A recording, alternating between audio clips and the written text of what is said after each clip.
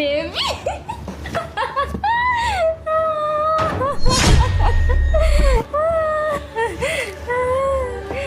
কি যে বলবো না তোমার কথা, আমার যখনই তোমার সাথে আসার কথা বলো তখনই আমার মুড একদম ঠিক হয়ে যায়। তো আমি আর কাউকে বলি না, আমি শুধু তোমাকে বলি, বুঝতে পারছো?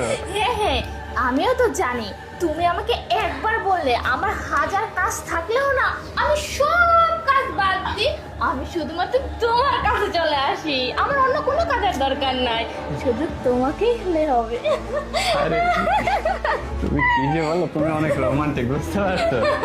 তুমিও কিন্তু অনেক রোমান্টিক, বুঝতে পারছো?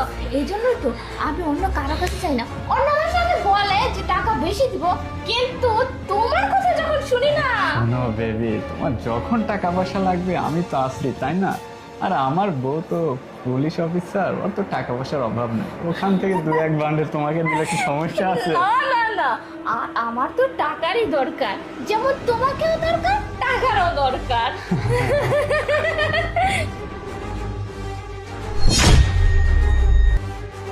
আরে কি হলো? ছাড়া না, কি কি করতেছো? আরে কি করতেছি মানে, তুমি কি বলো না বলো? কিছু বলার আছে নাকি? তোমার বলা থাকলে বলো, না হলে আমি চলে আরে যাবো। কোনো সমস্যা নেই, তুমি এমন করতেছো কেন? এই শোনো না, বলছি কিছুক্ষণ কি, আগে তো ঠিক ছিলে তুমি, আর হঠাৎ করে তুমি এমন হয়ে গেলে। আরে শোনো বেবি, আমি বলছি কি, আমার সাথে যদি তোমার কোনো জরুরি কথা থাকে তাহলে বলো, না হলে আমি চলে যাবো। আরে কি বলো, আর তুমি চলে যাবে মানে? আরে আরে এই মেয়ে, তুই তুই তুই কে? তুই রুমে ঢুকলি কখন? হ্যাঁ, তুই রুমে ঢুকলি কখন?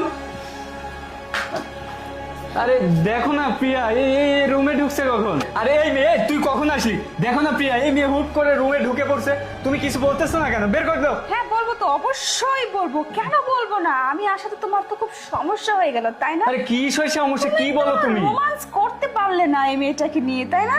আরে কি বলতেছো তুমি? কি বলতেছি আমি? তুমি কি ন্যাকা সাজতেছো, সাধু সাজতেছো?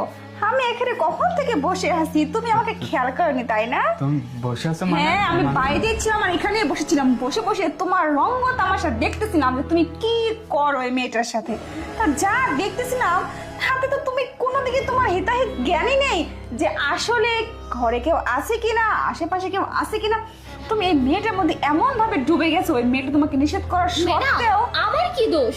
ও আমাকে হোটেল থেকে ভাড়া করে নিয়ে আসছে আর বলছে টাকা দেবে।